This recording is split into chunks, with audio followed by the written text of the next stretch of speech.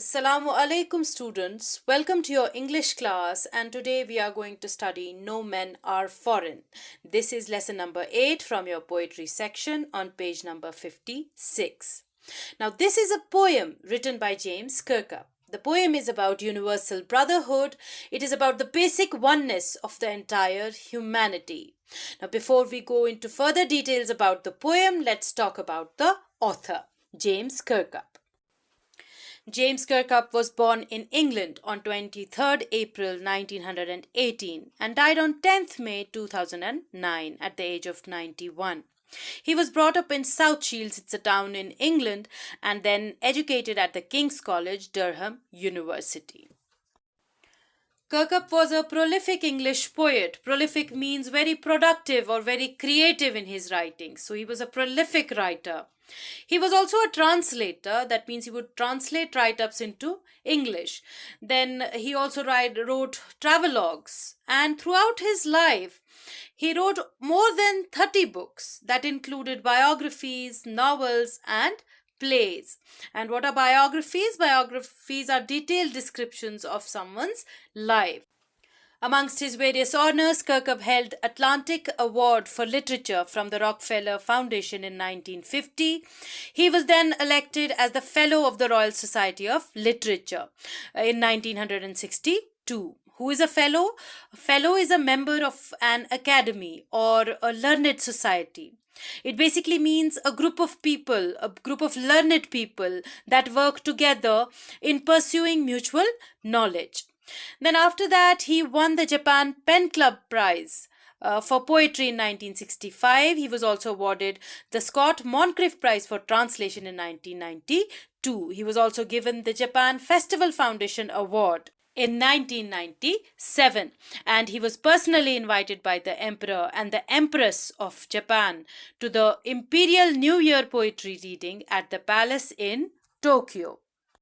James Kirkup was a pacifist. That means he believed in the ideals of peace. He was against violence and wars. And the destruction throughout the World War II had a strong impact on Kirkup. And you can see this impact, you can see this influence in the poem that we are about to read. Now let's read the poem first. Remember, no men are strange, no countries foreign. Beneath all uniforms, a single body breathes. Like ours, the land our brothers walk upon, is earth like this, in which we all shall lie. They, too aware of sun and air and water, are fed by peaceful harvests, by war's long winter starved. Their hands are ours, and in their lines we read a labor not different from our own. Remember, they have eyes like ours that wake or sleep, and strength that can be won by love. In every land is common life that all can recognize and understand. Let's remember, whenever we are told to hate our brothers, it is ourselves that we shall dispossess, betray, condemn. Remember, we who take arms against each other, it is the human earth that we defile. Our hells of fire and dust outrage the innocence of air that is everywhere our own. Remember, no men are foreign, no countries strange. This poem revolves around the idea of universal brotherhood, the basic oneness of the entire human race. We might belong to different caste, creed, color, religion, gender, but the basic human being that is behind these identities, behind these differences, is similar, is alike. Every human being on this earth is similar to each other. So right now in this world of violence and chaos, universal brotherhood is the most important thing. It is the paramount need of the hour. This is what James Kirkup tries to convey through the verses of this poem. Now, in the first stanza, he says, remember, no men are strange, no countries foreign. Here, the poet is trying to remind us that nobody is a stranger. We usually refer to people outside this state as somebody strange, outside the country, as somebody foreign. But the poet is telling us that you should not consider anyone strange. You should not consider any land foreign, because the entire world is one. God created it for the human beings, and all human beings are created alike. There is no difference in the creation, in the basic creation. There is no difference in human beings. All are created in a similar mold. The bodies, the physical features, all are alike. Like he says in the next line, beneath all uniforms, a single body breathes. Now, what does he mean by this uniform here? By this, he means the uniforms worn by the soldiers of different countries who are fighting at the borders, who are fighting the wars and killing each other. He wants to say that even though you're wearing the uniforms of different nations, you're fighting for different nations, but whoever you are fighting against, he's also a similar human being like you are. A single body breathes. There is a similar body that breathes under these uniforms of different colors, of different, appearances. Like ours, the land our brothers walk upon, is earth like his, in which we all shall lie. So, whether it is America, whether it is India, whether it is any part of the world, we walk upon the similar earth, and we will all lie in the same earth when we die. After death, everyone will be mixed with the same soil, same earth, which is present everywhere. Further in the next stanza, the poet says, they too, aware of sun and air and water, are fed by peaceful harvests, by war's long winter starved. Here the poet tries to tell us that nature never discriminates between anyone. It provides for everyone, irrespective of their place, irrespective of their color, creed, caste. The sun shines in this part of the world and the other parts of the world as well. Similarly, air and water and sun, they are used for sustenance throughout the world. All right. So, and we all feed upon the harvests which are the crops, the food that we grow. And in the peaceful seasons, here you will see, there is a contrast: peaceful harvests and long winter starved. This is a kind of a contrasting image, that when there is peace, there are lots of harvests. You get crops, you get food for everyone. But when there is war, it is like winter. It is like winter when there is no availability of food. Winters are harsh. So there is a metaphorical connection shown between winters and wars, and peace and harvest. Okay, so when there is peace, there is abundance of food, there is harvest, and when there is war, it is starvation. People don't get food to eat. It is like a winter, long winter, and people are starved. In the next two lines, the poet says, their hands are ours, and in their lines we read a labor not different from our own. Now, poet wants to convey that we have similar hands. It means that we work in a similar manner. Our destinies are almost similar. When we are born to this world, we'll have few years of childhood, then youth, we'll start working, then we'll get married, we'll have children, then we'll get old. The processes of life throughout the world are similar. So the labor, the hard work that goes behind this life, the struggle for existence is similar throughout the world. It is not different. The lifestyles may differ. There might be simple lifestyles, there might be extravagant lifestyles, but the basic life is same. So a labor not different from our own. So we can say that we are all destined to a similar kind of labor, a similar kind of hard work or struggle. हम चाहे कहीं भी पैदा हुए हों, हमारी ज़िंदगी में, हमारी किस्मत में एक जद्दोजहद लिखी हुई है, which is common to everyone throughout the world. Now let's move on to the third stanza. Remember, they have eyes like ours that wake or sleep, and strength that can be won by love. In every land is common life that all can recognize and understand. Here the poet again refers to the basic physical similarities of human beings and says that we have similar eyes. We have similar processes of waking up, sleeping everywhere. The styles again might be different. We might have different beds, different beddings, blankets, quilts, but everyone sleeps and everyone wakes up. Whether he is born here or somewhere in the west, somewhere in the south, everywhere people sleep and wake up. They close their eyes to sleep, they open their eyes to wake up. So the basic physical processes are all same. And he says that we all have strength that can be won by love. Here he wants to say that people can be won over through love only. We don't need to wage a war. If we really want to win hearts, love is the emotion that we need to use.